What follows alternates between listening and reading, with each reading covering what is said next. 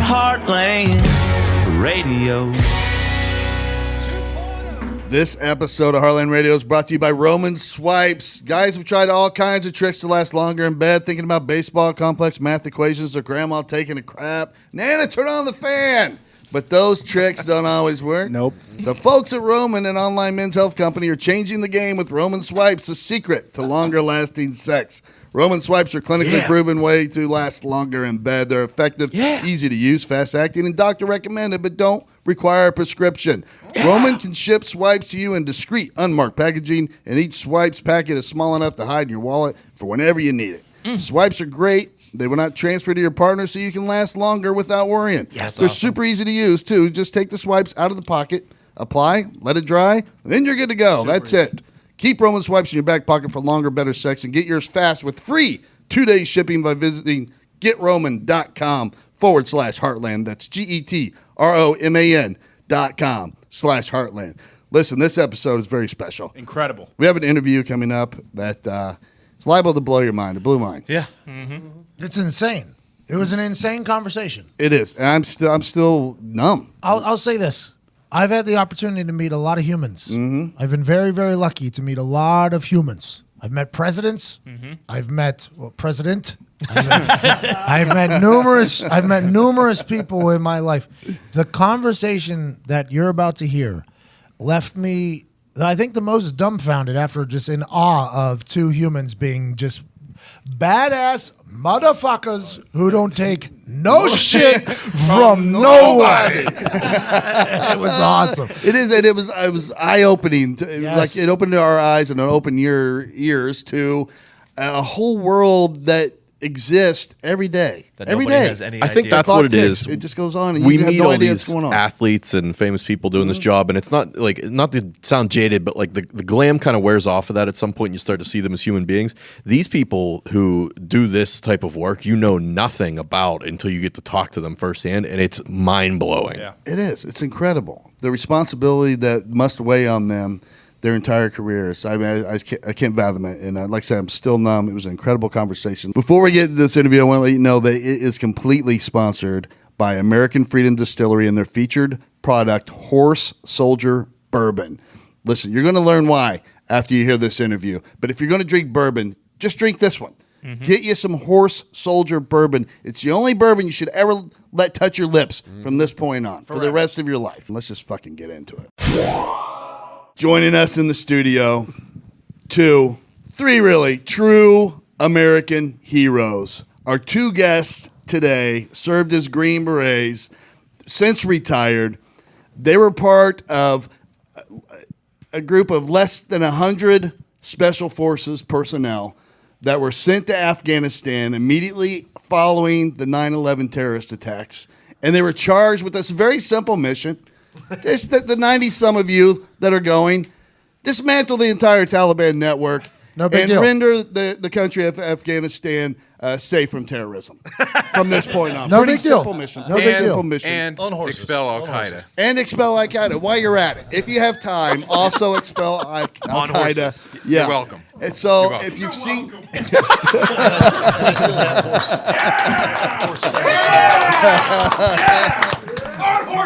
Their exploits, their team of 12, their exploits were documented in the Emmy Award-winning documentary Legion of Brothers, one of my favorite documentaries. The movie 12 Strong, starring Chris Hemsworth, Michael Pena, Michael Shannon, and Rob Riggle. And this team, the Horse Soldiers, as I referred to, are memorialized in a statue at Ground Zero at the World Trade Center. It's called America's Response Monument. Ladies and gentlemen, please welcome retired Master Sergeant Scott Neal and Chief Warrant Officer 4, Bob Pennington. Thank you very much. That's awesome. Thank you. We have two of the Horse Soldiers here in our studio. This is the most... I've never been so honored to have two people step in here, I don't think. And I want to get started with, we covered real quickly, I just kind of glazed over the fact that you were a team of 12. It's part of was it 90 some total? There was 90 Green Berets. There were other elements of the CIA and other special operators too. So it's almost like the Doolittle raid after World War II, a little throat punch right afterwards, right? And I guess the key objectives were to secure the cities of Kandahar and Mazai Shavir. How do I say that? Nailed it. Well, there was no real plan, so we made it up as we went. Okay. That's what I wanted to get to right away. So they send this small element there, charge you with, pretty much, it would bring peace to the Middle East. That's what you're asked to do. And you basically had no higher command structure put in place there like you would typically see in a war theater, right? Right. So they were like, you guys know what you're doing. Just go do your thing. Did you have a sense when that happened, because it was represented as such in the movie, but that this was a true suicide mission? Like you were going to go and the odds of returning weren't great? Dead. Yes. Okay. Thanks for the memories.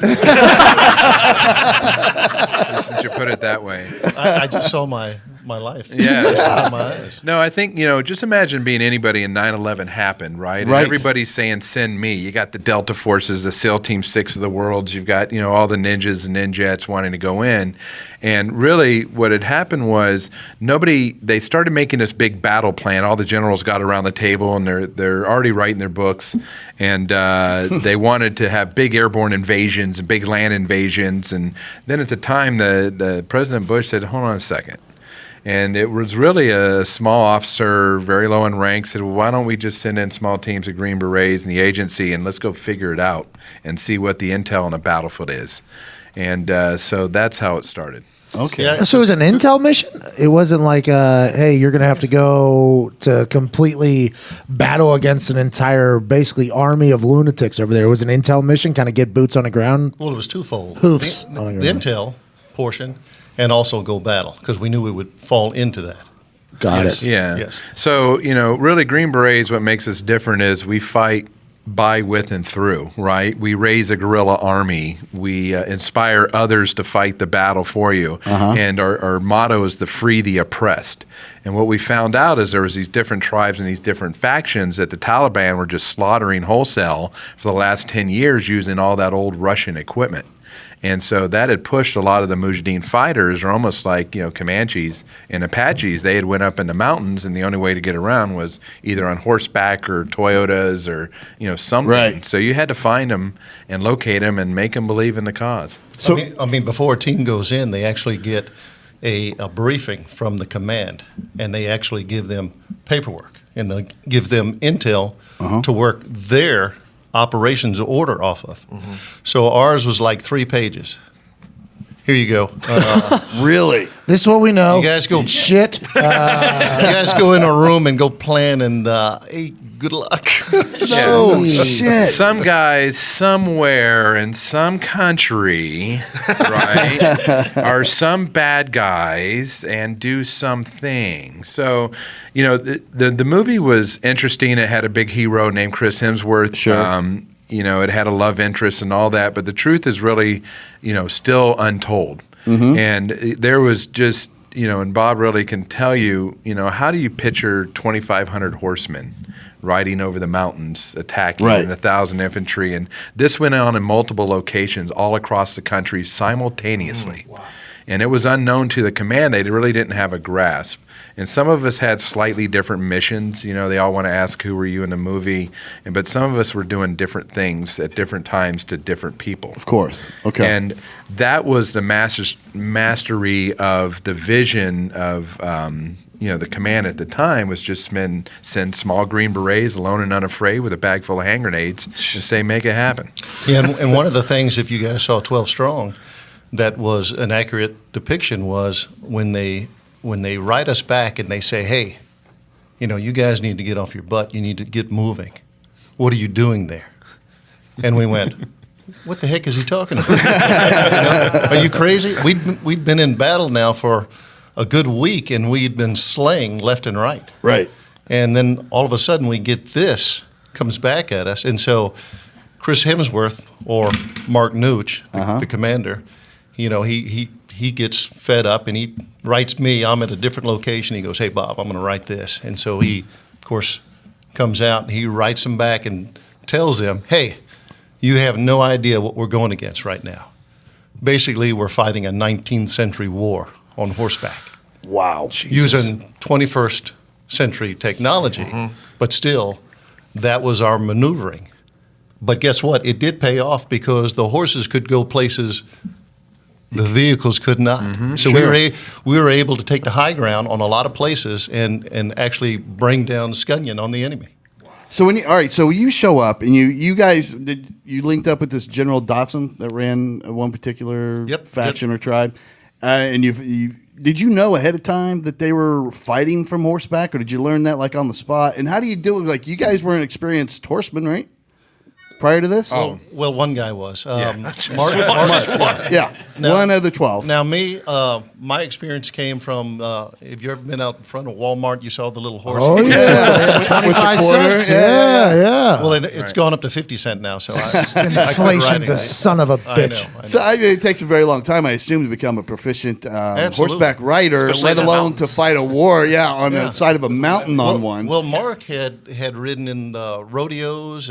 He had lassoed rodeo cows, scholarship. everything else. Yeah, he had And so we had another guy that actually lives in Arizona right now, and he actually was a pretty decent horseman. But that was it. The rest of the guys, we'd been on a horse once or twice in our lifetime, and then all of a sudden, and to answer your question earlier, we did not know that we would have horses.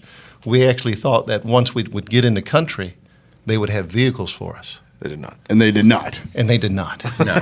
So And they didn't even have enough horses for us.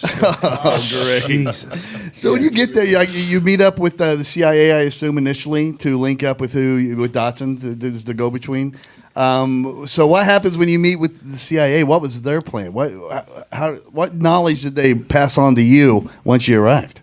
Well, normally the agency gets in 2 weeks prior to us, but because of the weather had been bad, they were only in there maybe 2 days before us. Okay. So they really hadn't. With a bag full of money. Yeah. So they were paying for your assistance from the local. They were. Okay. They were. And we also came in with a little bit of cash to help out the situation. Typically, how much were you carrying around? We took in 7 digits. Wow. Really? Yeah. That's why taxes. I had no idea. That's what. Hey, it's only papers, right? It's worth it too if we can save some of your life. In the movie, there's that one guy who's from Afghanistan that you have to team up with. He's kind of an asshole to Hemsworth through the whole thing. It's kind of the deal. Is that kind of what it's like whenever you say the Green Beret motto is work with, through, and that type of thing? That's correct. Exactly. That's correct. And these people, have been fighting each other too. So imagine you have to go into this West Virginia holler, right? And they're separated by valleys and mountains. They hate each other. They're either fighting each other, right, or they're fighting together. It is truly the Game of Thrones. Hatfields and McCoys. Yeah. That's what it's like, Hatfields and McCoys. Yeah. And these factions, they get together, right, to play poker, and then they pull each other's hair out. Yeah. That's how it works. I mean, Really? they'll get together a little bit, and then all of a sudden they'll punch each other's. So you had no idea which one was going to be on your side. You had no rolling into some places. There were already bounties for capture of American soldiers. It really was. There was no idea. They just needed somebody in there to start sorting it out and give information and intelligence. I think the Air Force had done about a week's worth of bombing. Yeah. 3 huts. You know what I mean? Right. There's just this Afghanistan. There's no infrastructure like a traditional battle. So you have to go in there and. Let me back up and tell you the training difference between the different special operations. So Special Operations Command, inside of that you have SEALs, and SEALs are good, younger, fit, dynamic entry. Toughest. Yeah, the toughest, Best the baddest, looking. the best hair products. And There's a SEAL. and they have a mission. They're a tool in the toolbox. Then you have Young Rangers, which are from the Army. Then you have Delta Force for hostage rescue, and then you have SEAL Team 6. And then you got Green Berets, are more like mountain men.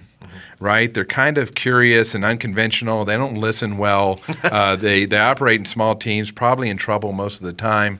But they take others and they train them on basic infantry skills. We drop in pallets of weapons and bombs. Our special forces medics are like voodoo witch doctors, and they treat cattle and camels and dentistry and OBGYN for the village. So you live with them.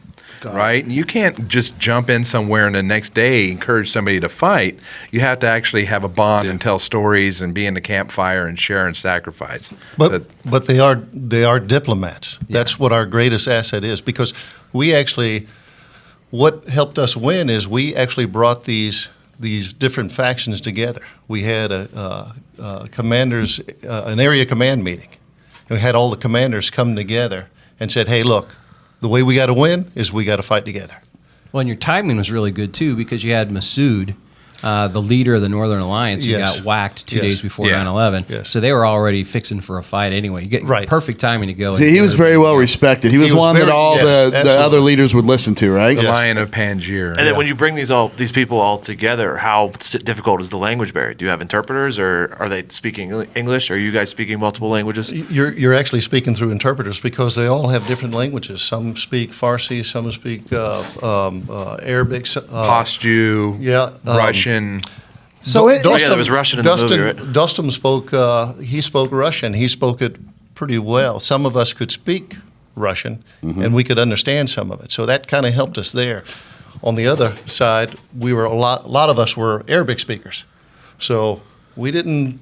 That really didn't come into play as much. There was maybe one or two Arabic speakers, but that's about it. Wow. So In my head, that meeting of all the leaders is like a mafia meeting where like all the families' heads Mr. come Blue, in. Mr. White, Yeah. each one of them had an army. And you have to behind deal with them, like, very hey, loyal. this guy might have fucked over this guy in the past, and you kind of like somehow say, hey, let's put our swords It's away. the same thing, but different cousins and brothers were in different armies, so they would actually give each other the courtesy before they fought to send over their relatives from the other side. Really? Right? Yeah. And so a war was very gentlemanly over there. You would discuss it, you would talk about it, you would agree to it, and that was it.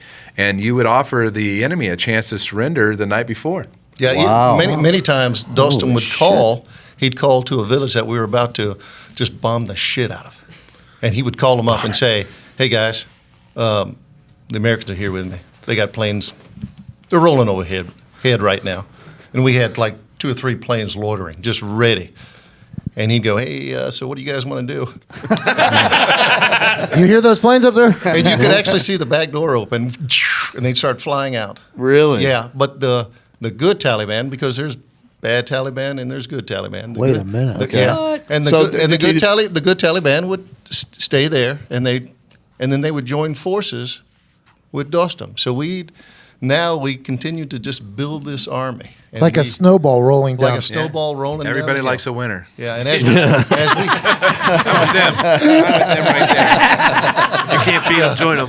hey, wait a minute. there. Right? Doesn't Dostum have money too? By the way, we have $1 million in our backpacks, if that helps. So That's incredible. Your unit in particular, I read that the average age was 32 years old that's on your correct. team. Is that unusually mature for a Green Beret team? No. Okay, so Very that much was typical. so. So Green Berets come from the regular Army. Say you're in for 5 years or so, and you try out in the Special Forces Assessment Selection course. Usually, you have about 300 and odd tryout. Out of that, 60 will make it through, but only 40 will get selected. Wow. And then you start 1 year to 2 years worth of training in your specialty, from learning foreign languages to Special Forces medic and engineer, commo sergeant, and then you go to your first team. And some of the people on that team stay till they retire. So when I joined the Green Berets in '93, the team I went on had raised the Mujahideen in Kuwait. And Bob was already there, had fought in the first Gulf War. So some of these people are already legends, and you're just a young Spitfire Green Beret, and they sit you down and say, "Shut up, just watch." Yeah, I mean, we Young had bull. we had 5 guys in our team that saw combat already. Either it was in Desert Storm, or it was Somalia, or some other place. That was Bosnia. Bosnia. What's the test to get in? Everybody knows the Navy SEALs, buds. What is the test? Speedos, right? Hair care. You can know tell what I it's mean? fun being the only SEAL. And By the way, Bill is said he's part quiet. of this group as well. As you can- very accomplished Navy SEAL himself. in Indiana, As you boy. can see, though, he doesn't wear hair care products anymore, though. So. Yeah. Strictly because of you guys. You guys have buried them so much. You don't deserve it, man. So Special Forces selection is about 3 weeks. You start off with just individual tasks: run 5 miles, walk 12 miles, do a physical fitness test. And, it's all about you, right? Your This is a basic qualifier. Oh, just to yeah. cut the herd. Are you physically capable enough? It really is just to start tiring you down. And then they put you into what they call Team Week. And they put you together with a group of people you never met in your life. There's no rank, there's no name, just a number. And the first test, and really Bob should be telling us because he ran it, right? Okay. Is they have a Jeep with only 3 wheels, right? And a piece of rope and 2 poles. And they bring somebody over, number 26, come here. Here's your mission. I want you to take that tank of your people, and I want you to meet us at this grid coordinate in 4 hours. What are your questions? Get going. And you have to lead, organize, compel people you never met, and figure out a plan and start moving. And there's people who just crack. They can't operate that way, right? Now, unlike buds, because they will yell at you at buds, there is no yelling in selection at all. There is none. You're given a task to do it, and then the instructor will sit back and he will grade you, and he will not say a word. And No encouragement. So versus no encouragement at all. So like, yeah, we'll just see. Because in the buds, it seems like they're trying to mentally break you down. Obviously, Right. you guys, since you're so much diplomacy involved in it, it's like, hey, we need like actual gentlemen to get in here. Like the Well, maturity of a man is a big deal. It's because the missions are unscripted. You know what I mean? You need somebody that's quiet and competent and capable and can follow minimal guidance and just get the job done. Just shut up and get the damn job done. I can't even imagine respect just that. the fact that Hey, Connor. Me too. Connor, why don't you take a little bit from this section? Just shut up and get the job. That's incredible. I just can't imagine the responsibility that comes with being charged with something like this. They're like, hey, we just had this attack in U.S. soil.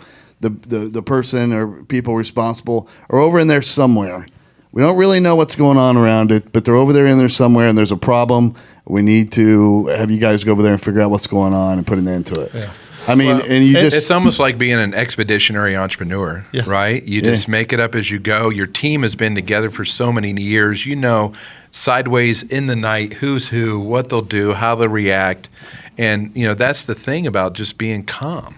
You can't shoot your way out of the problem, right? You have to think your way out of the problem. Was that hard being like after 9/11 being so emotional to remain calm and just think it through analytically? Yeah, it was easy. no, I mean really, it was. It was because it was. My thought process was, hey, look, we got a job to do in front of us.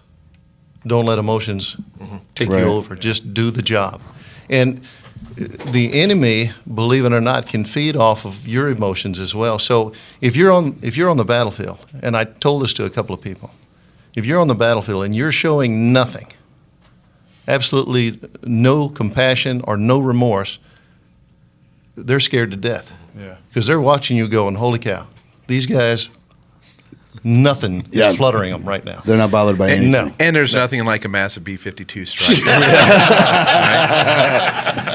just like calm, cool. Yeah, you hear that up there? There's some shit coming. You guys don't know yet.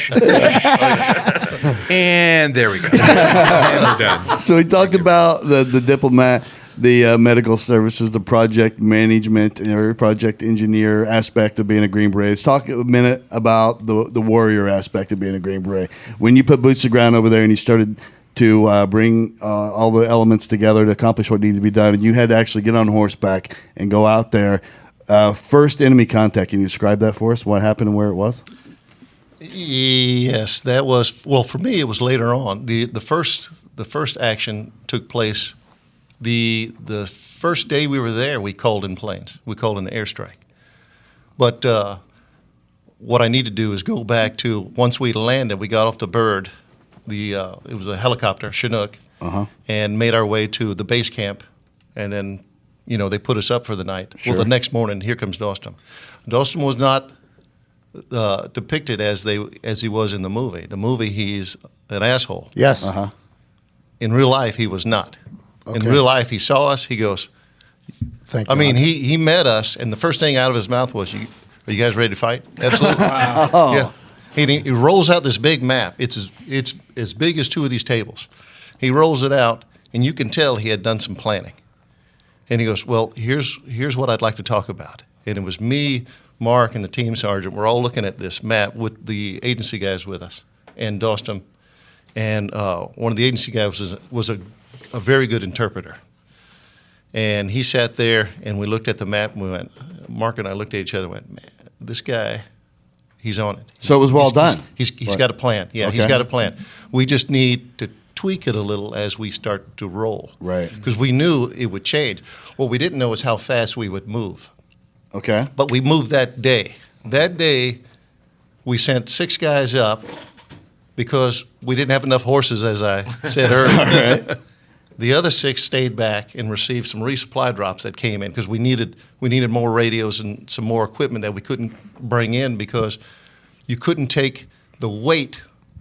You couldn't carry enough weight in the helicopter to get over the mountains. Oh, because they were the altitude. Yes. Okay. This is why they come up to me and they go, well, you went in, what did you go in with? I said, well, I didn't go in with body armor and a helmet like everybody else. And he went, what? I said, yeah. I said, because we couldn't get over the mountains with that weight. Jeez. Wow. So we dropped all that off, which actually ended up building rapport because You didn't walk in Fight like looking them. so, yeah. we were fighting like them. We were just like them. Couple questions there. Go ahead. How do you decide who stays back in the group? Is that like a card game? Like, hey, all right, losers got to stay back. And No, because the team is actually split already into an alpha and a bravo element.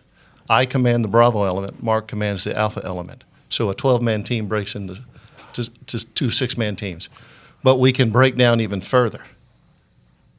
Each of those elements can then break down into 2 3-man. So you can have 4 3-man, which we were the only team to actually do that in combat. We actually broke down into 4 3-man teams to flood the battlefield with our fighters. Is that just based on specialty? Well, the 3-man team? In a sense, it's based on specialty, but Necessity. in necessity. But also, we were all cross-trained anyways. Okay, so you could all do each other's job. Yes, Okay. yes. But for me, yes, because I had to still command the 6 guys, Right. and Mark had to do the same on his side. Okay. So Dostum, am I saying his name right? Dostum. Dostum. He was basically just waiting for somebody to come help. Absolutely. He was ready. Oh, yeah. He was absolutely. It was almost like it's about time that you guys got here Yes, type yes. thing. And the intel we got on him was that he had diabetes. He had a bad leg. He walked with an extreme limp. He was old, decrepit. He couldn't move around. All false. All false. This guy comes riding in the morning that we got in there. We got in like I think we landed like 02:30 in the morning. He comes in around 07:30 or 0800, and he comes riding in, jumps off his horse, greets us with a handshake. Hey, let's roll. Okay. He must be drinking Horse Soldier bourbon. So were the 2 of you individually separated because of this bifurcation that took place with the 2 6-man there's teams? where the split is. I Okay. had a little different mission. Okay, that what was nobody your- really seen in the mission in the movie or anything. I was what they were called the Commanders in Extremis Forces. We were basically the ninjas in the night. And as Bob's team would start pushing Al Qaeda leaders and generals off the battlefield, we would visit them at night and give them special kisses and hugs. Oh, yeah? And what it was the Taliban started thinking their leaders were abandoning them and they were cowards. So it's part of that total battle that you really don't understand and the enemy didn't understand. But, there are creatures that go bump in the night. And so none of us knew what the other teams were doing in case we were captured. Right, and interrogated. Smart. So, Obviously. we were occupying behind the lines. We were creeping and crawling. Bob's team was, once again, efficiently just battlefield tactics, using cavalry to position and maneuver against the Taliban. In the middle of the night, when they go back and plan and coordinate, we would hit them very quickly, almost like a midnight raid, and then just keep But in going. a sense, his teams were used as a diversionary tactic because as the Taliban were smart enough to push communications all over, just like the Northern Alliance was. So they're telling them, hey, we're getting hit down here, we're getting hit down here, we're getting hit down here. So They were hitting them down south while we were doing our operations up north. So they would prepare for more down south. So that's and what the people. big hit was up It's a lot of north. things people don't know about that. So you're a diversionary, kind of a terrorist of your own. Terrorize the terrorists, right? Let's get all Sun Tzu with it. Hey, right? fire with fire, bro. Yeah. Was And there any firefights at night, or were those mostly recon missions for you guys? there was lots of firefights at nights. There was lots of joyous victories. There were some hand-to-hand battles, right? When you get up very close with each other, when especially, we're all kitted out with night vision goggles and lasers, and you've got people that just don't expect that to be the front lines. And so they were safe and secure, and then all of a sudden in comes, some ninjas in the middle of the night. You're the boogeyman. How many? You would roll into you would roll into like an entire village? Anywhere from, so different compounds. So, we're very precise like a scalpel. So anywhere from, 20 guys against 20, Taliban leaders, whatever the mission called for, all the way up to 60. And there for a while, we started adding the Canadians and all the other countries that started coming in. So, special operations are special missions. And in the special missions, you have unconventional warfare, which is what Bob's teams did. You'd have special reconnaissance, which is small teams hiding on a cliff, looking for miles. And then you have direct action, right? And that direct action, you can go from raiding a bridge or taking over a dam or something or you can go right in to find that one person, kill and capture. Wow. And so were you guys ever gathering intel on the whereabouts of Bin Laden? And if All so, the time. every day. And if so, how Every day, close? How close did you feel you were to his whereabouts at any time? Well, Saddam was still. we actually thought he was up in the Bolt Valley because we were told. And as we moved up through the Dar Yusuf and into Layman's terms, what does that mean? Dar Yusuf is a valley of the caves. That's on the northern side or the southern? It's on the northern side. Where you were? Yeah, where you that's were. where we were. Okay. Yeah, we kind of made our way up that into Mazar All right. Sharif. Okay. And off to the west was the bulk area, and we had actually information that we thought that Bin Laden was there. Yeah, it's where's Waldo? Yeah, so- So you had to. You a get lot it of all the people- time. Yeah. So you have to decipher all of that, and that's where the intel services come in, and it's just the massive amount. Imagine just giving each one of you a piece of a jigsaw puzzle, and you have to describe it to each other. No thanks. Right, and try to get the picture. So you just had to break a lot of eggs and put things together, and then finally you had Tora Bora, which was the cave complexes right before Pakistan and what went on there. And literally, you think about it, in 90 days, 90 Green Berets, other special operators had just overtaken the country like that. High five, we're done. Take your country back. See you later. Was this by far like the first time that American Special Forces element had fought in this manner? No. Okay, so this was no this recent wasn't history like, though. Obviously. And no, I mean, talk about recent history. So, recent history, 40 years, you started with the Iranian hostage rescue and that attempts to go into another country. You go into fighting the FARC in Colombia, in El Salvador and Nicaragua, in the jungles of Panama. Panama itself, was really fought by Green Berets in the back, areas of there. Then you get into Haiti. Then you get into Somalia. It was actually Green Berets sitting on the beach welcoming the Marines and SEALs who, Hollywooded it in that day. So what people don't know is Black Hawk Down. So what people didn't know was that you guys were selected because you had been doing this all along. It just wasn't part of something that had gathered so much Right public now, attention. in over 50 countries at any one time, there's a team of SEALs or Green Berets, taking care of things, either escalating, de-escalating, training other nations, doing some type of a mission. Every day it goes on. And some of the things will never be known, ever. And some things, finally spilled where you just can't contain it anymore. And then, even though we're not there anymore, guess who's left behind? So small teams, keep the relationship. Just like Iraq, you see ISIS now. You see the Philippines, right, and what's going on in Indonesia. You got Sri Lanka, what just happened. Yeah. So I guarantee you there is some small team just like this room right here of people asked to sort it out. And that's just do that's what things. makes us different is when we go into these countries, we build personalities. We've got a cultural understanding. We're in there so long that these people, they hate for us to even go. So we stayed for an extended amount of time just to Well, understand. tell them about Uzbekistan before even 9/11. Oh yeah, and that's when we went into Uzbekistan. That was a good trip. That was in 2000. Yeah, I mean it was good on many accounts, but. Okay, how so? What were you there for? All right. What were you there for? What happened? How do we? Hey, That's Russian, right? They're speaking Russian over there. But 2000 we went into Uzbekistan, and we actually trained a company of airborne Spetsnaz, the Russian special forces. So we trained them, and during our time that we trained them, they were actually the country itself had a Islamic movement of Uzbekistan, the IMU, which was Al Qaeda, actually in their back door, and they were setting up base camps. So the unit we trained actually went into combat at the time we were there. So we were begging our guys, "Hey, can you please let us go in here and help fight them?" Yeah. And at that time, we didn't really get into those kinds of scrapes. So they were like, "No." And it was the defense attaché that wouldn't let us go there because he thought it would, trigger off some international incident. Which happened anyway. Yeah. Basically happened anyway. Right. But our guys at SOCCENT down in Florida, they were all, go. You guys go, go do that voodoo that you do so well.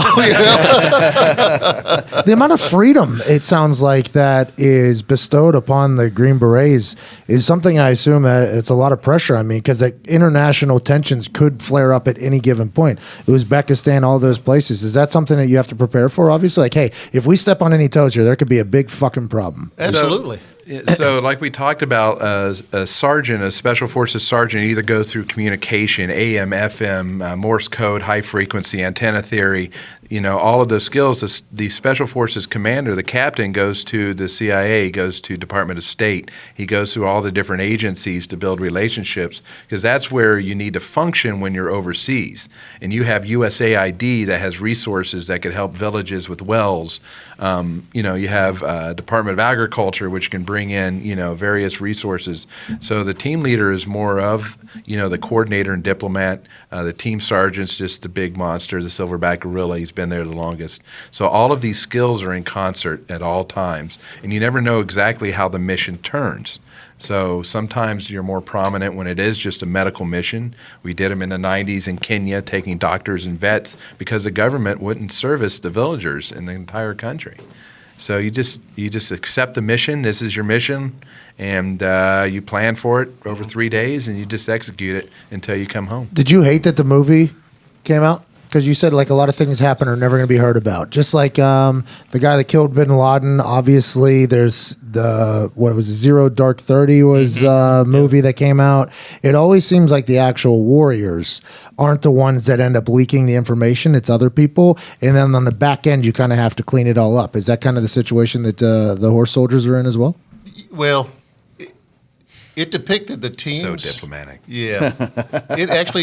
Give me a nice politically correct answer here. I mean, do whatever you got to do. Well, it actually depicted the teams the right way. It actually made SF look good, and it showed how the teams actually broke down, or the team itself broke down into small elements. It did show that. Okay. And it did show how we worked with the Northern Alliance. It did show that, but it was far off on a lot of things. Were you scared to watch a movie? No. Because of fear of that? Like, I don't want to watch how they depicted this whole thing, like that type of situation? No, that didn't bother me at all. It was the idea. It was,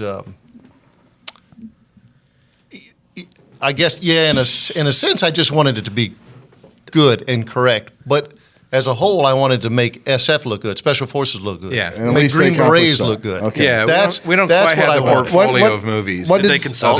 Green Berets. What did they have wrong? What did they do wrong? Yeah, Awesome. Or What whatever. did they depict incorrectly? or how much in your estimation was accurate and how much was just complete Hollywood bullshit?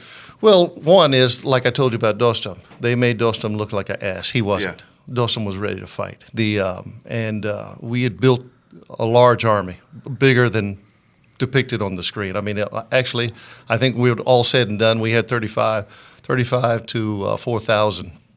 Oh, wow. Fighters. Yeah, fighters. Just from the it's very snowball. impressive. Yeah. And in some of the things we did were even more dangerous than it showed, like picking up equipment in minefields because we had to have it to move on to the next mission. They never showed that. They talked about minefields, but they really didn't cover it. I assume they're everywhere. Everywhere. Yeah. Yep. Was that the worst terrain that you guys served in? Yeah, that was bad. Oh yeah, That was Mother pretty bad. Nature. It was cold as you know well, what I right? mean? It was Yeah. cold. Yeah. So It was winter in Afghanistan. It rained. It was cold. It snowed. We had everything fall on us the entire time. I mean, it was brutal. Because you arrived in October, Yeah. We arrived in October. Yeah. and you left in December, January. We left K2 in January to go back to the States. Yeah. Okay, so I was still coldest there part of the until year. about June. Okay. Oh, you were there. Really? So then you had the 82nd John Petraeus come in. No, the 101st, and he was like, "Turn the war back on." Yeah. And so they wanted another battle. Yeah. Hey. But we never. Excuse me. Yeah, we're gonna turn that motherfucker back on. It was. He was on the airfield going, "Are these my men right here?" No, sir. We're good. We'll turn. Yeah, and we'd had Anaconda. You guys this saw big Stripes, battle. right? Yeah. You guys saw Stripes? Yeah, a long No, time sir. ago. Here's your men coming now. Were you guys ever teaming up with like Bill's group, like the SEALs or the other? All the time. Okay. So, once it got a little out of the unconventional by, with, and through, and it got more deliberate, you just kept punching. Then it was a multinational force. So that's when the Germans wanted to help, and the British and the Australians, the Canadians, it turned in from unconventional to a direct action campaign. Okay. It was supported by other unconventional teams that had raised another army. And, part of this whole strategy, which has always been part of our doctrine, this is how you fight your battle, had just come about. But there was an execution of a plan that wasn't a plan. So by the time they really disbanded Al-Qaeda, they had no more influence and control. Check. Mission Right. complete. Taliban is no longer, in central government power and executing coordinated efforts. Check. Where in the hell's bin Laden? Okay, that's when we had to keep counterpunching and finding and counterpunching.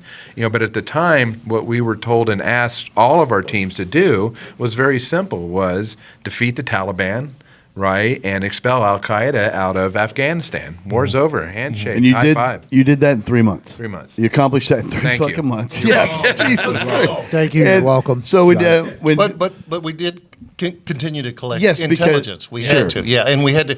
The intelligence piece was collecting on the factions to make sure that when we did leave, we handed it off to someone else who was coming in and Sure. hey, this guy plays well with others. Well, this guy doesn't. you Yeah, know. because I mean, really. So you the had to do Pentagon that. had they Yes. could rely on the architecture you guys had created there. Yeah, Basically, you basically, knew the yeah. entire layout. This is who works with who. This is how you get this Now, done.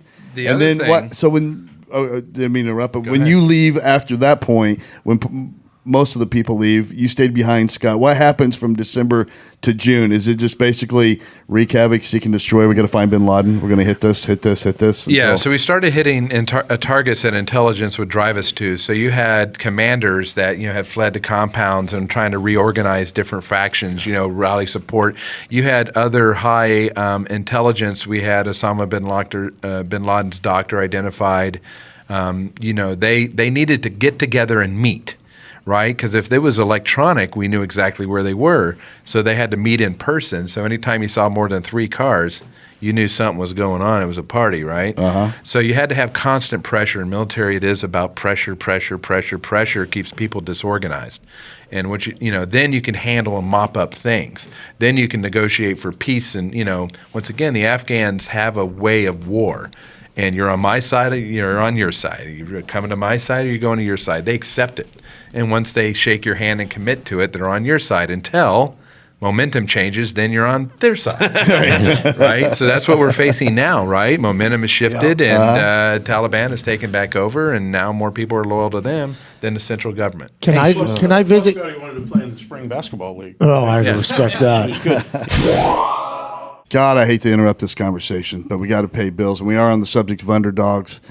And speaking of underdogs, Movement Watches. We love that company. Been with us since the early days. Founded on the belief that style should not break the bank, they've sold over 1.5 million watches worldwide by bringing quality designs at fair prices. Wow. With Movement's versatile line of watches, glasses, and accessories, you'll be sure to find the perfect holiday gift this season. They just dropped their first ever automatic watch, the Arc Automatic, and I can't get enough of their 1960s American muscle car inspired blacktop collection. I have the gunmetal sandstone watch, tan leather band, gunmetal gray face, and light blue hands to add a little pop of color. It's perfect. Their watches, sunglasses, and accessories make the perfect holiday gift, so get on it. Movement's products provide a simple, clean look at an affordable price. Their watches start at just $95. You're looking at $400 easy for the same quality from a traditional brand. Get 15% off today with free shipping and free returns by going to mvmt.com/Heartland. Movement's launching new styles on their site all the time. Check out the latest on mvmt.com. Go to mvmt.com/Heartland. Join the movement. Now back to these American heroes. Can I visit back to you being a ninja in the night? Yes. Sure. Okay. So you're just rolling into these compounds with a group of how many?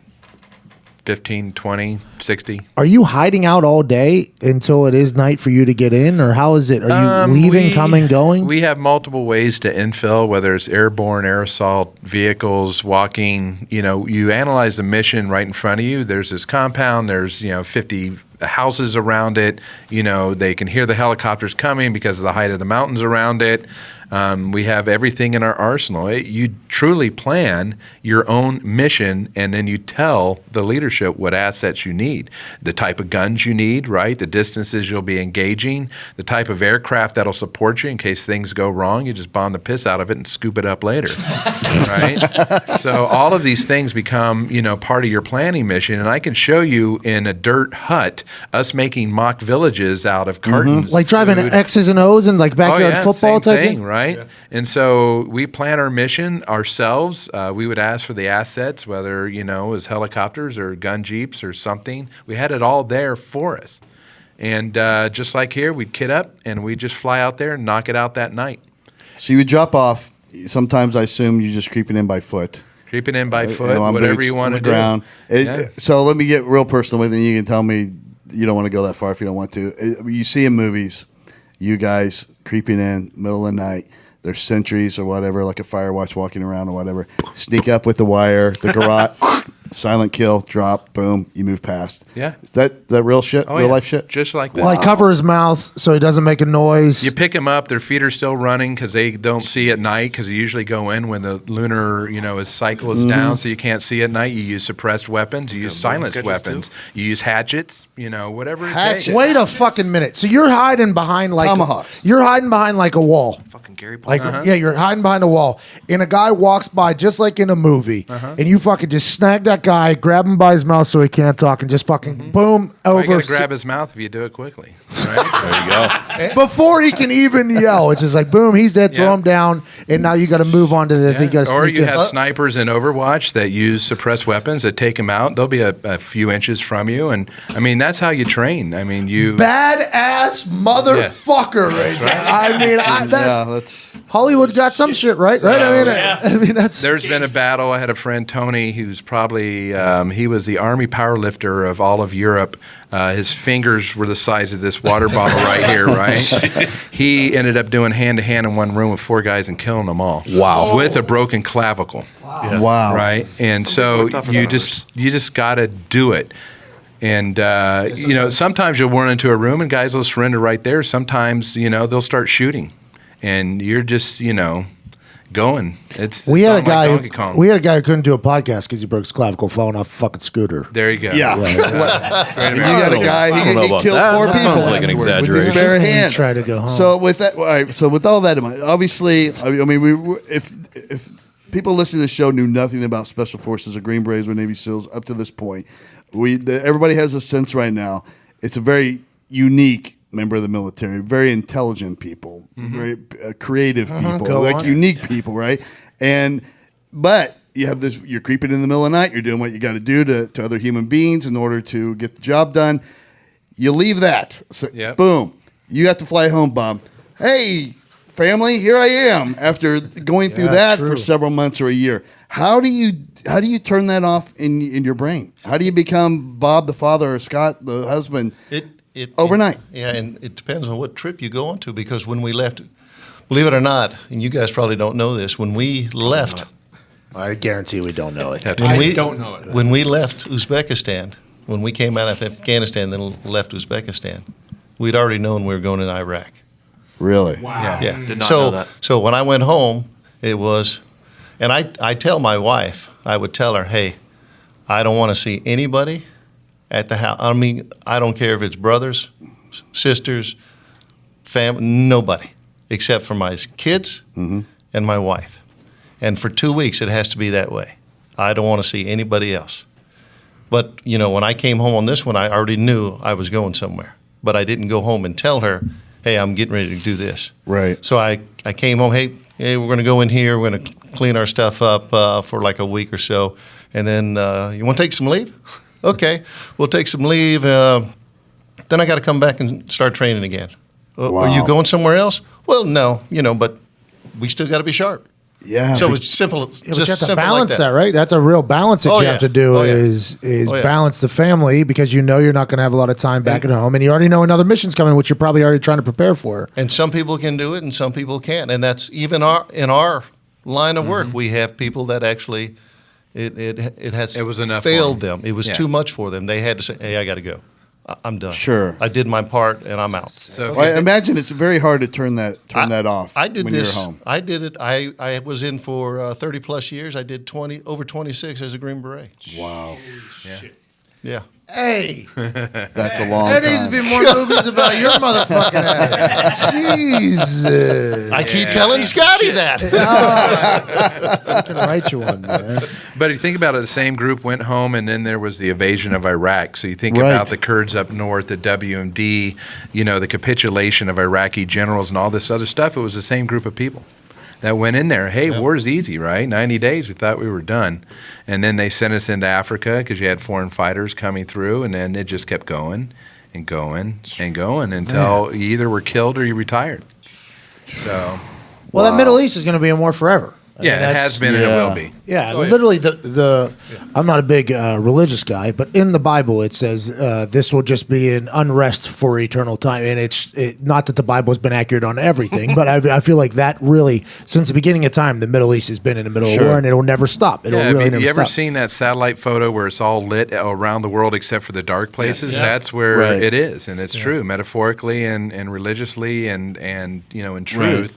That is the darkness of the world, and that's where we operate. And it's easy for the ignorant, and that's not a derogatory term. It's Yeah. just people that don't know and want to live Unaware. in the dark and be unaware of the road. And it's easy for them to say, "Why are we sticking our nose in other people's business? Why we?" You guys basically are responsible for keeping planes from We're the flying Night's into Watch. buildings and all these things happening. So. Yeah, you are the Night's Watch. Like Hey, that's the movie, by the way. Dump that. The movie's Night's Watch, and then where he said we operate in the dark. I mean, that's a real. From Game of Thrones. It's an incredible thing to wrap your head around. It's hard for me to wrap my head around. And just think, we're old dudes now. There's a young generation Sure. doing and ready for the next 9/11, ready for the Are next you thing. okay? What does George Orwell say? People sleep peaceably in their beds at night because rough men stand ready on their behalf. To do violence on their behalf. Love that. Hey, that's a Navy SEAL coming in there at the end there. Love that. Are you worried about the societal change that we've had, kind of making people softer? Oh, And yes. like the next generation Absolutely. of Absolutely. Green Us Berets too. and Special Forces. We're worried as well, by the way. Yeah. Because if there was a war that was to happen right now and a draft was called, Evan Fox, that guy back there, this guy right here, this generation would be the one that would get drafted. America would be pretty fucked. I mean, if we look at it that way. I mean, It's a great point. well, and are any of you considered millennials?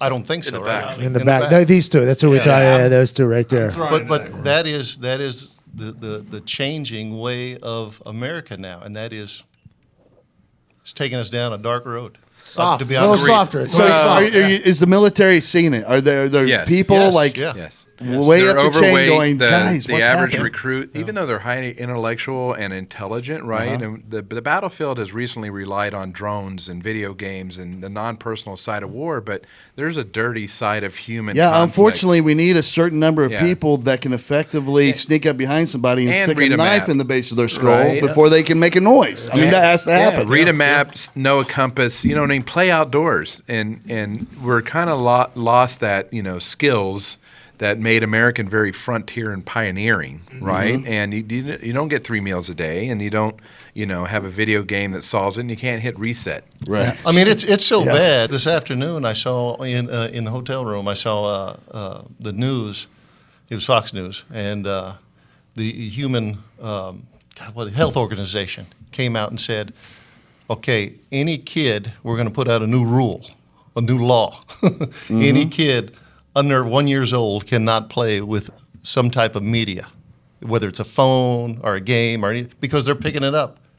Wow. Under a year and playing with it and playing little games. And it's crazy. I think technology is something that could be the best and could be the worst. And in the world that you guys speak of and have, I don't want to say thrived in, but obviously you two are some of the finest gentlemen I've ever met in my entire fucking life. You don't know them.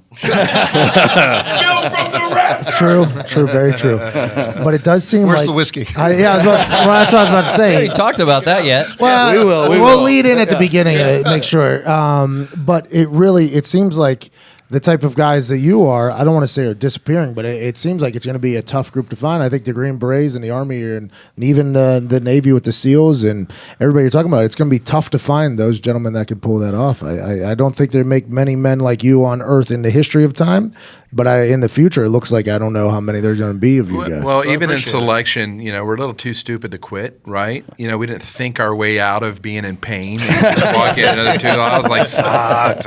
I'm not going to quit. And, what you have is people who've never faced adversity and had hard times, had a hard life. They don't know, how to mentally go through that. So a lot of people quit easily because you can. In a game, you can hit reset, turn the button, you know what I mean? But there are hard people out there.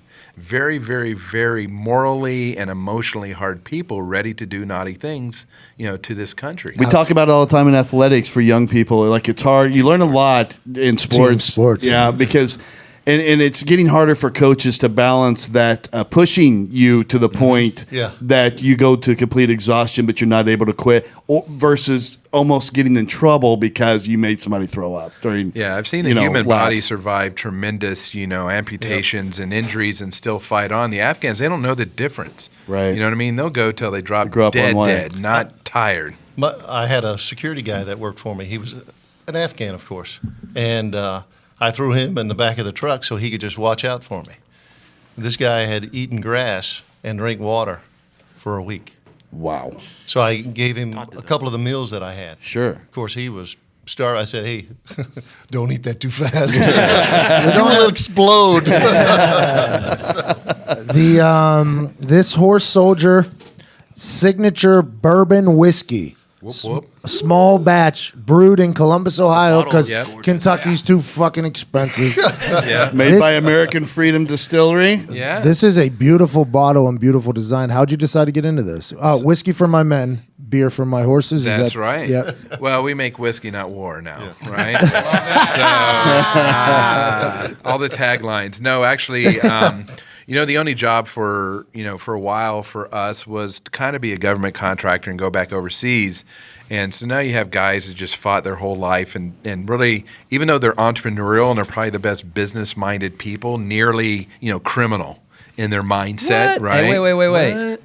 Don't say that. Criminal or mindset? Well, or only job? Are you calling government contractors criminal? Well, I was gonna. As soon as you mentioned, I was like, "Well, we can dive right into a Blackwater conversation." There we go. We can get into they just sparked my injury. I'm like, "Holy shit! I've never talked to anybody about this before. I got a lot of questions."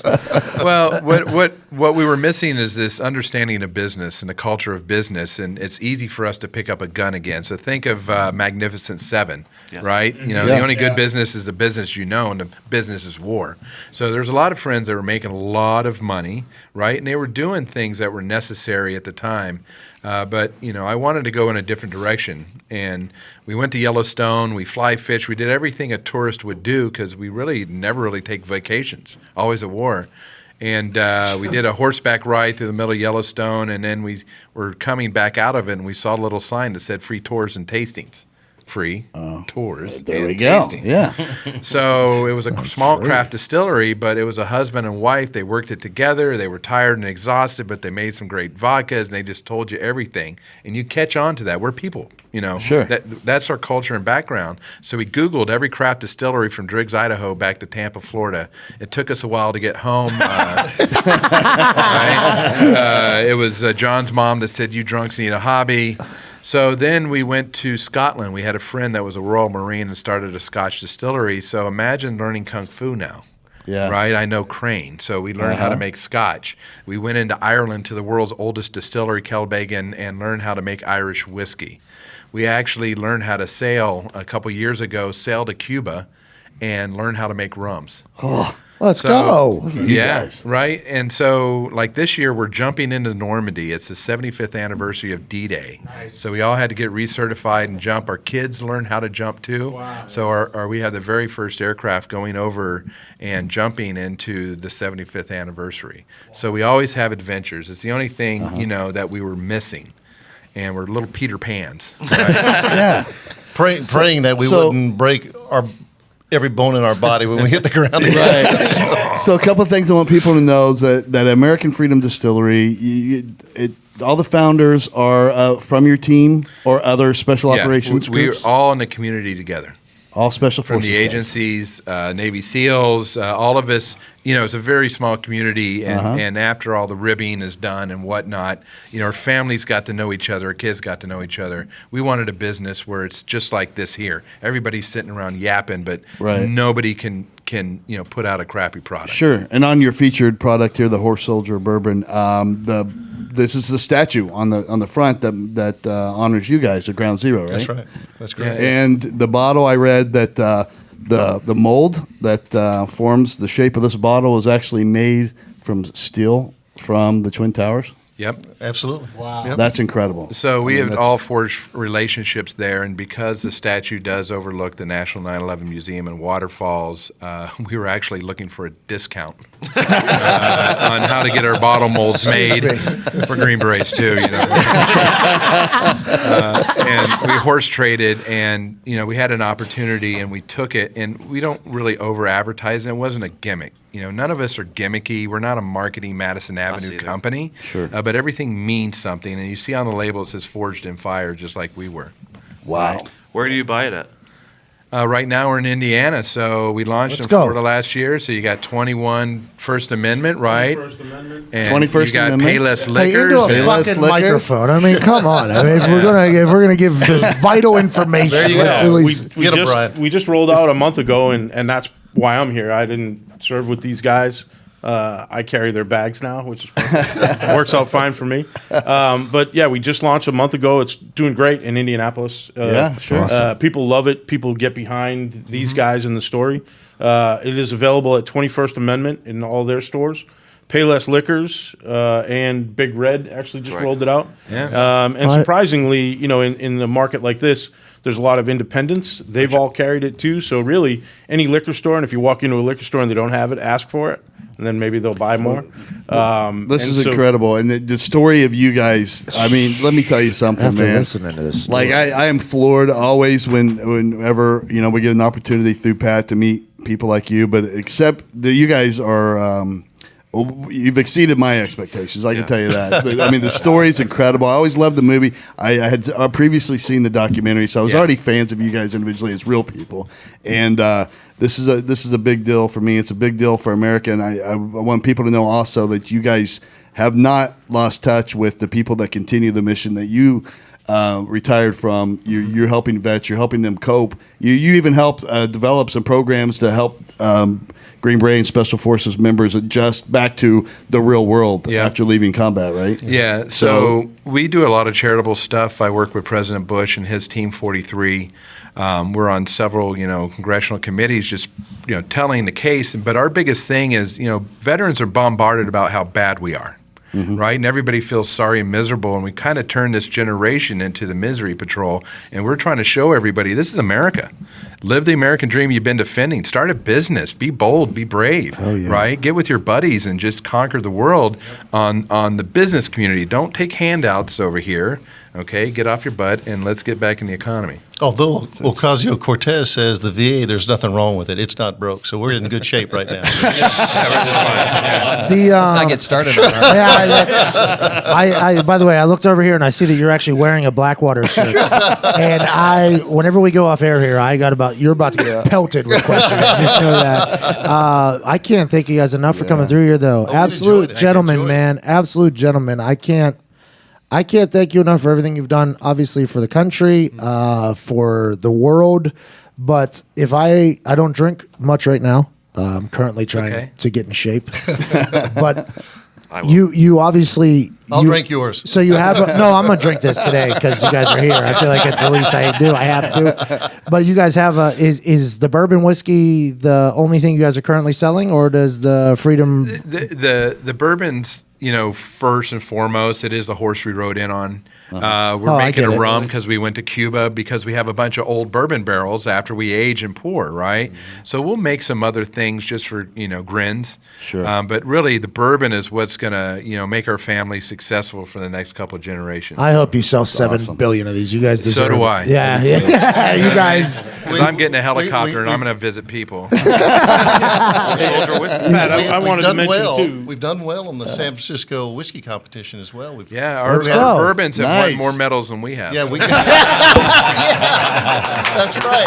Because nobody talks about the Green Berets, man. Nobody talks about it. No, and I wanted to mention, as people are listening and hearing the story, and you guys too, I welcome you to do it.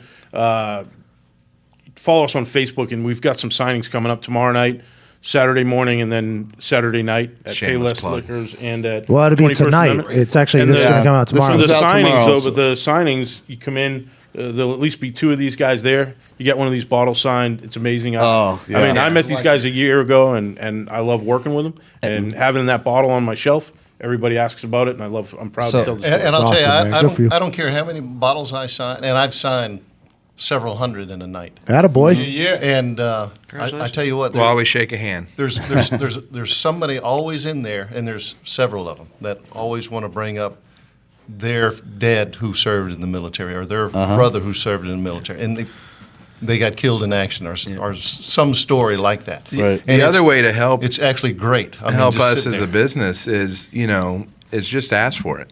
Right? I heard about it and just ask for it. The people have the power.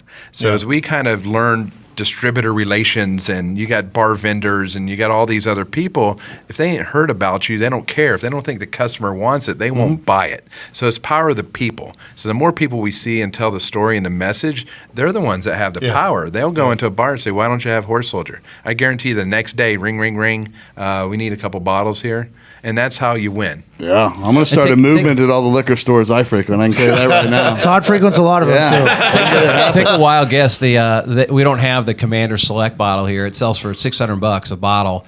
But if it's signed and it goes at auction, take a wild guess how much those are sold for at auction. $10,000. $16,000. Wow. Let's go. And I'll say this. After listening to you guys talk, I would obviously the country put faith in you. I haven't tasted this yet, but I would assume if you two are involved in it, it's going to be fucking delicious. And I think anybody listening at home should just assume the same thing. It doesn't suck. It's amazing. Pat, we're bringing a bottle back. I'll have a bottle here for you Monday for your tournament. Yeah, great. Thank you for that. Yeah. Awesome. Thank you so much. That's very nice of you. We want to support that too. Yeah, hell yeah. So there's 2. There's a wheated bourbon, which is soft and smooth, like a little Victory. Then there's rye, which is spicy and peppery, which is charged. So we couldn't agree amongst ourselves who liked what. So we just said we'll make them both, and there you go. Wow. Well, thank you guys so much for coming in, man. This has been an incredible experience. thank you from the bottom of my heart for what you've done. And thanks for taking care of that little terrorism thing. I appreciate that. That was very nice of you. Just a little tiny little terrorism thing. That was insane. Wild. We told you in the intro that this was going to be one of the craziest conversations you ever heard in your entire life. These dudes were talking about just getting dropped off in a place. Their entire job is just being dropped off in a place with no plan, figuring one out and making it happen with really no other, just them. Just that's it. The Green Berets, I think, deserve a lot more respect than they get. I'm just going to say it in the whole pop culture world. They do. This is the text message I got from Shane Leckler. Okay. So Shane Leckler sent me a threatening text because I wasn't in Nashville yet. Because he's also announcing a draft pick tomorrow, today, I guess. Right. So he sent me a text, sent me another text while we were talking to them, and called me, and I didn't answer any of them, right? Okay. So he goes, damn, bro, wow, ignoring me. You're big time now. And I was like, I just got done with a conversation with some Green Berets. Jesus Christ, get off my dick. And he goes, Green Berets, awesome. I've met and hung out with a few. They can really make you feel like you haven't done shit. That's exactly. Yep, that is I don't think I've ever heard a more accurate depiction of what just happened. It is. It makes you like, what have I fucking done for the Nothing. world? Nothing. You know what I mean? They're literally keeping us safe. The shit that securely they've at night. seen. Done. What were you saying they said in the documentary that about their beards? Oh, yeah. I know that they didn't want to totally dive into it, but if you watch the documentary, Legion of Brothers, there's a point where you see a younger Scott and a guy on his team, two guys on his team, having a conversation about what it's like to fight so closely that when you leave, your entire beard is just covered in another person's blood. And the smell, like sometimes they still, like they'll get a ghost sense of that smell again, and it takes them right back to in the middle of that action about those little hugs and kisses they were giving in the middle of the night. Like That's the way you he don't put mean it. hugs and kisses. I'm very happy Pat went back and I am too. readdressed that. I was so glad you did that because I was dying to get more detail. He said it, and in my head, he was like, well, there's ninjas and ninjettes out there in the middle of the night, and we're sneaking up close and personal, getting hugs and kisses. And then Gorman asked a very good question about bin Laden. I was like, oh, shit, yeah, bin Laden was still a thing. And Saddam Hussein also very much still a thing at this time, too. Oh, yeah. So there was a lot of things we could have got into. But while they were talking, the only thing in my back of my mind was that Scott guy right there just fucking sneaking into somebody's house, basically just going up right behind them in their bed, waking them up, basically, and saying, you're dead. Yes. And bang, they're dead. Leader of the fucking Al-Qaeda gone. There it is. And that's what he did, basically. Silent killers. I mean, literally. That's insane. Can confirm ninjas are back. All the way. All the way back. All the way back. He was. And I didn't know this, to be honest, about, and I was in the military, but I didn't know this about Green Berets. I didn't know that they had so many functions outside of just being badass fucking ninja warriors. Seem like the most mature group. No, they said that. It seems like that's what they're. Well, but if they're older, that would make sense. You Yeah, know, it guys could- that have seen shit a little bit more. And them having to be like diplomats as well. Yeah. Like we live with the people. That's like they build these friendships. It's almost like Charlie Wilson's War, which I almost asked about. I almost asked about Charlie Wilson's War. I reference it a lot because it has a lot to do with what happened in the Middle East. But at the end, Charlie Wilson has this letter that he basically writes that closes out the movie. It was basically like, we had the Afghani people on our side and we fucked it up. I wanted to ask them, like, do you feel like you may become friends with these villages completely? They live with them. They live amongst them. They build these armies. And then we just leave and then everything goes sideways. It's like, does that piss you off that happens? But we obviously talked to them for an hour. They had to be somewhere else. But it's just, I didn't know that about the Green Berets. I had no idea. And those were two of the coolest dudes I've ever met. Yeah. Like, That Bob guy. If they're all like that, Bob. which I assume they are. That Bob guy. Yeah. Hey, listen, I don't want to hear your brother-in-law bitching about his lawnmower when he comes over there. Right? So keep him out of the fucking house. That was a real thing. Like, I don't want to see my brother or my sister. I don't want to see fucking anyone but you and my kids for 2 weeks at least. I gotta go. So I gotta go do it all over I again. gotta go to Iraq in 2 fucking weeks to cure terrorism.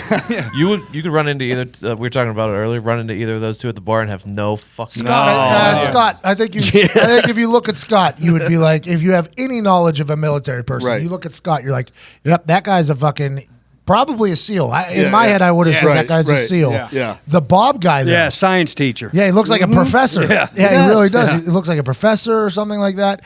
And what was he, 26 years or 24 years, he said he was a Green Beret? Yeah. And he was teaching the class to get in. Yeah. What an honor to talk to those guys. It was. Cool. In the movie 12 Strong, we talked about it earlier, Pat.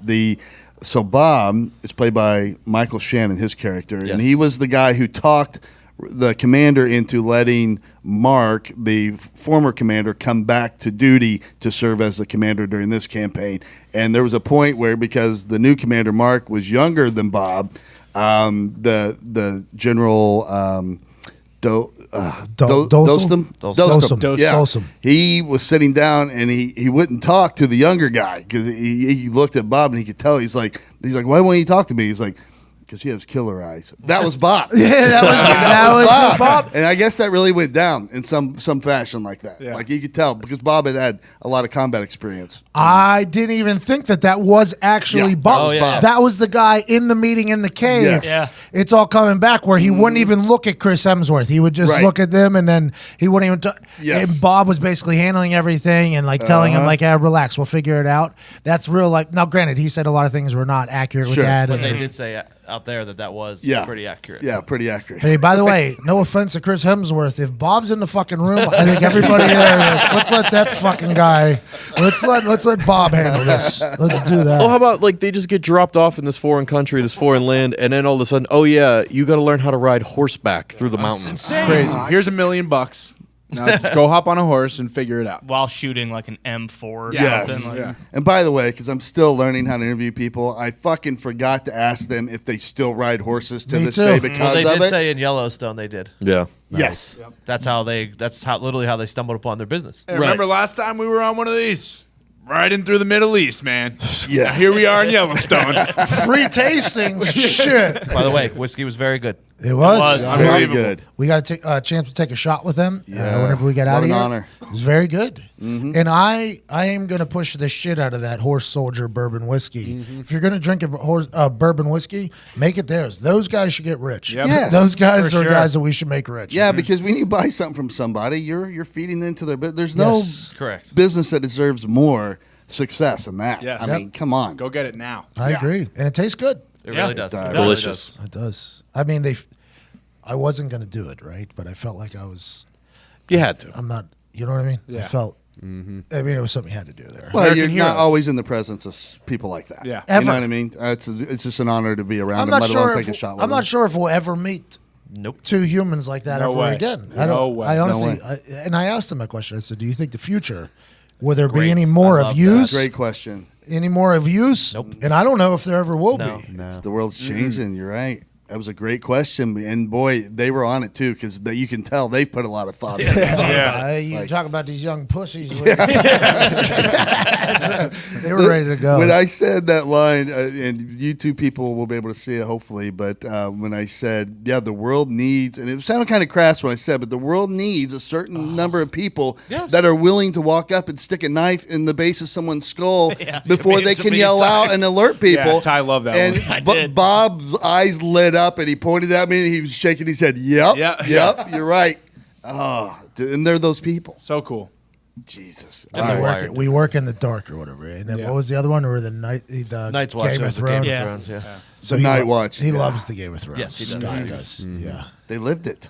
They lived it. Yeah. Real They life. defended them. Yeah, he's watching Game of Thrones with his family. He's like, yeah, we did something like that, but there's much worse. There's like this hour and a half fucking battle scene. You're like, yeah, we did. We had like a 7-month battle scene. Smaller groups. My friend broke his collarbone, had to kill four Four guys guys with his with bare bare hands.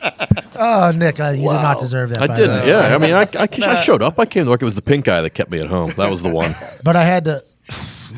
I had to bury you. Yeah, I get it. Yeah. Put them over a little bit more. Yeah, absolutely. 4 fucking guys. Bare hands too. That's like literal movie. You walk into a room and you like they're like, well, who's going to go first? And then instead of just knocking them out like in movies, no, he actually had to fucking kill them all. Imagine the last two guys looking at him must have been like, don't even- two down. Damn it! I don't even know if I know how to kill somebody with my bare hands. Like, what do you do? What's the I move? would assume that guy is Throat rip. fucking massive.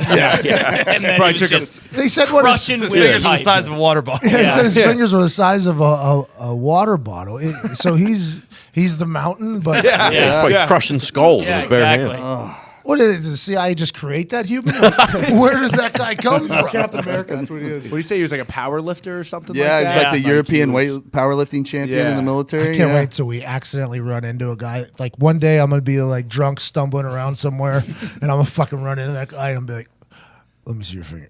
You're the guy. You killed 4 guys in a room with bare hands. You were the guy, aren't you? Oh, how'd you know? Well, I fucking knew it. Get a camera, Sam. I'm fucking taking a picture. We gotta send it to the horse soldiers. I found their fucking murder by hand guy. Yeah, let's go. Because that's human that will stick out. Yeah. I assume that human would Yeah. stick Your out. fingers are water sure. bottles, and he probably has some big ears. I mean, that guy's a mammoth. I'm on the ears. Yeah, his ears are probably massive. Seriously. I'm on the lookout, by the way, for that guy for the rest of my life. And yeah. I think everybody else should be too. Fear that, Hard to dude. miss him. I'm definitely watching the movie. again Hey, this interesting weekend. conversation I had with Scott off when we were out there because he suffered a traumatic brain injury, a TBI. So I said, "Tell me about that. How did that go?" And he goes, "Oh, lost a lot of cognitive stuff." And what that means is you don't know numbers. For instance, you don't know how much a car is compared to a candy bar. Your cognitive level with a traumatic brain injury. And I said, "You go to rehab?" He goes, "Yeah, I went to rehab and everything came back. It's just like a muscle, just like you pull a muscle, you have to work it out." I said, "Did it rob you of anything, that whole thing?" He said, "Oh, yeah. I asked my 2 ex-wives." I said, what do you mean? He said, "I'm emotionless now."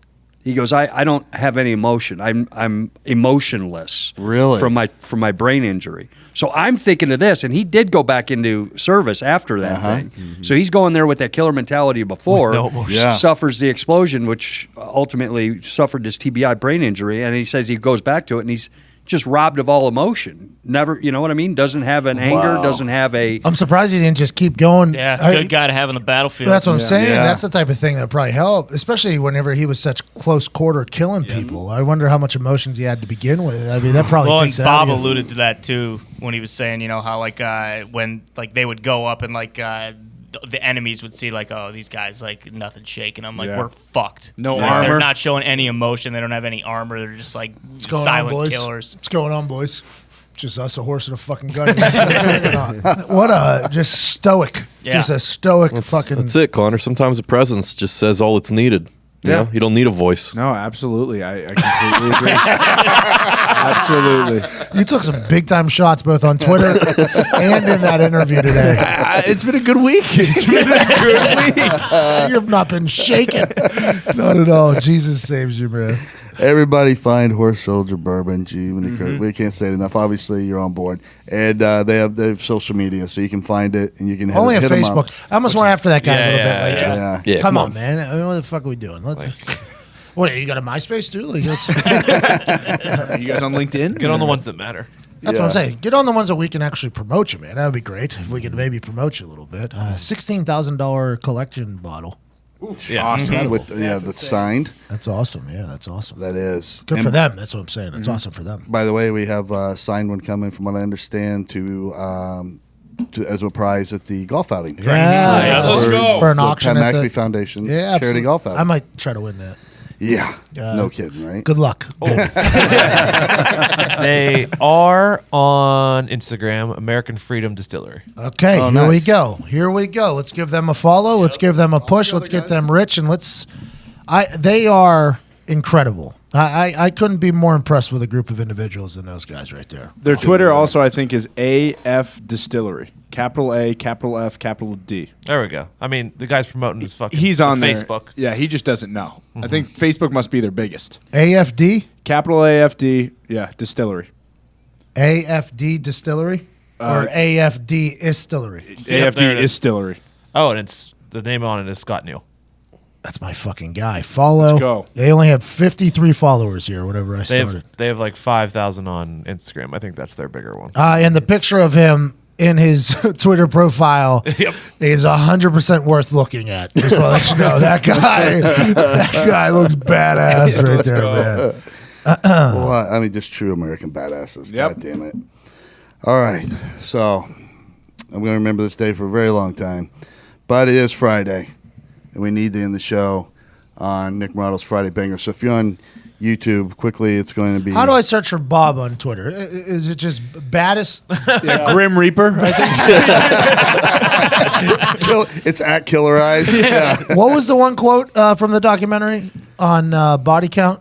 Oh, yes. We were just slaying. So there was Oh, yeah. we were just slaying. At one point in the documentary, Scott and a sniper that was on his 3-man team were talking, and the sniper then, it's him just driving in his truck, and the cameraman had asked him how many people he killed, and he's like, well, first of all, I didn't know we were keeping count. Secondly, I think if you can remember how many people you killed, that's probably not enough. Those